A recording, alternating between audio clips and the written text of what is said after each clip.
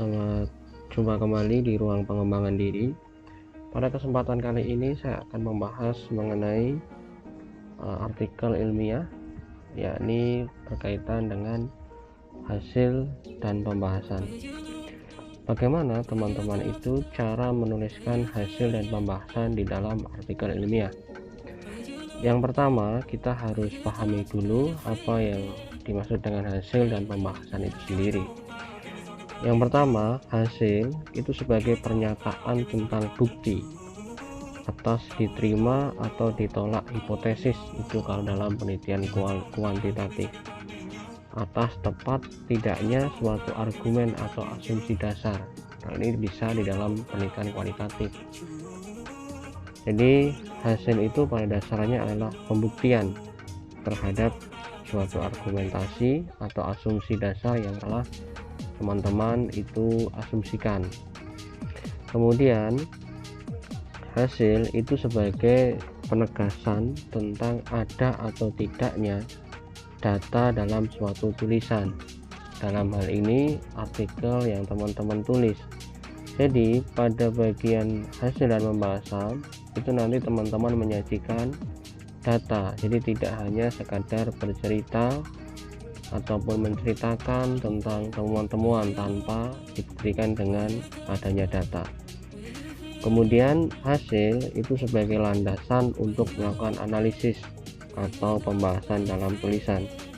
Jadi urutannya itu adalah ada datanya, kemudian baru data itu diolah, dianalisis, dibahas dengan berbagai perspektif dan berbagai data-data lainnya yang sifatnya untuk memperkuat hasil temuan teman-teman nantinya.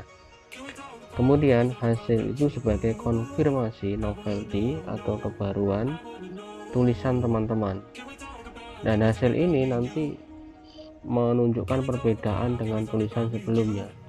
Jadi biasanya hasil itu berbeda dengan penelitian terdahulu, jadi tidak sama gitu. Kalau sama ya sifatnya hanya mengulang. Oke teman-teman semuanya, kemudian pada prinsipnya hasil itu yang pertama adalah bersandar pada temuan teman-teman sendiri, bukan temuan orang lain. Jadi misalnya teman-teman itu meneliti mengenai kajian bahasa, misalnya kesantunan berbahasa di lingkungan pembelajaran, maka prinsipnya temuan teman-teman itu adalah temuan bentuk-bentuk kesantunan berbahasa di dalam proses pembelajaran yang teman-teman lakukan melalui pengamatan, wawancara, ataupun observasi.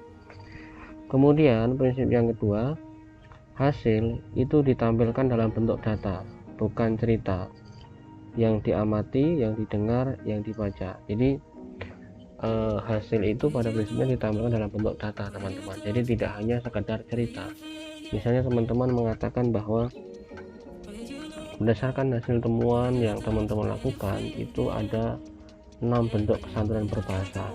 Nah, 6 bentuk itu teman-teman harus sajikan satu persatu. Misalnya menunjukkan sikap optimisme, kemudian menunjukkan terima kasih, menggunakan penanda identitas. Nah, itu datanya satu persatu itu teman-teman tunjukkan gitu.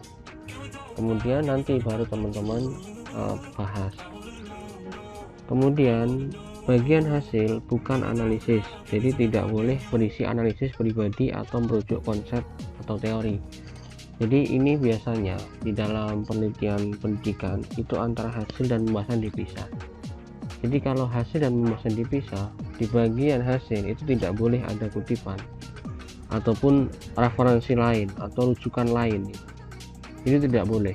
Jadi memang itu murni memang hasil teman-teman dalam mencari data, kemudian seperti apa ditampilkan di dalam hasil itu. Kemudian prinsip yang keempat, hasil merupakan jawaban atas masalah atau tujuan. Jadi hasil dan tujuan penelitian itu harus sinkron. Jadi tujuan penelitiannya apa, hasilnya apa, itu harus sinkron, karena hasil penelitian itu pada dasarnya menjawab tujuan penelitian yang teman-teman telah tentukan atau telah teman-teman tetapkan. Kemudian ini urutan dalam menulis hasil. Yang pertama, dimulai dengan pengantar tentang isu utama yang dibicarakan. Kemudian katakan ada 3 bukti misalnya, berupa pendekatan atau aspek atau tahapan. Misalnya bukti 1 itu tentang pendekatan, aspek, tahapan. Teman-teman jelaskan struktur tulisan berisi data dalam 1, 2, atau 3 bagian. Kemudian langsung diikuti dengan deskripsi. Nah, ini nanti sampai berapa bukti yang teman-teman temukan atau berapa kategori kalau dalam penelitian kualitatif yang teman-teman temukan. Ini nanti akan saya berikan contohnya di bagian akhir untuk urutan menulis hasil ini. Kemudian discussion atau pembahasan.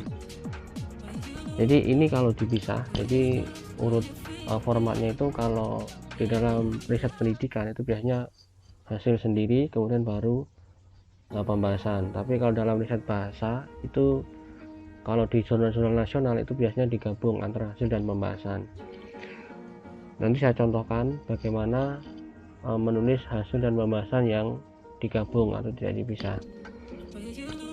Kemudian pembahasan itu pada dasarnya adalah suatu bentuk abstraksi dari hasil atau temuan. Kemudian penjelasan logis atas temuan. Kemudian pernyataan tentang relevansi hasil data dengan fenomena sosial, tafsir atau suatu kenyataan temuan, dasar pengambilan keputusan bagi perubahan dan kemajuan. Nah, itu isinya pembahasan seperti itu. Nanti saya berikan contohnya supaya lebih mudah bagaimana menuliskan hasil dan pembahasan secara bersama-sama. Kemudian prinsip dari pembahasan yang pertama, merupakan rangkaian tidak terpisah dari hasil. Jadi pembahasan itu pada dasarnya itu membahas mengenai hasil penelitian yang telah teman-teman temukan. Kemudian bersifat analitis, bukan deskriptif. Kalau deskriptif itu di bagian hasil, kalau analitis itu menganalisis hasil itu. Kemudian yang perlu teman-teman pahami adalah pembahasan itu berdasar pada literatur atau bagian dari studi lain atau dengan temuan penelitian orang lain. Jadi pembahasan itu harus mencantumkan kutipan dari hasil penelitian, jangan dari buku, karena tidak imbang kalau hasil penelitian dibahas dengan buku. Hasil penelitian itu dibahas dengan penelitian juga. Kemudian merupakan abstraksi dari hasil data teks atau empiris. Jadi itu seperti abstraksi dari hasil yang telah teman-teman temukan tadi. Nah, untuk memudahkan teman-teman, ini saya berikan contohnya bagaimana cara menuliskan hasil dan pembahasan secara bersama-sama atau tidak dipisah, dan kata lain digabung.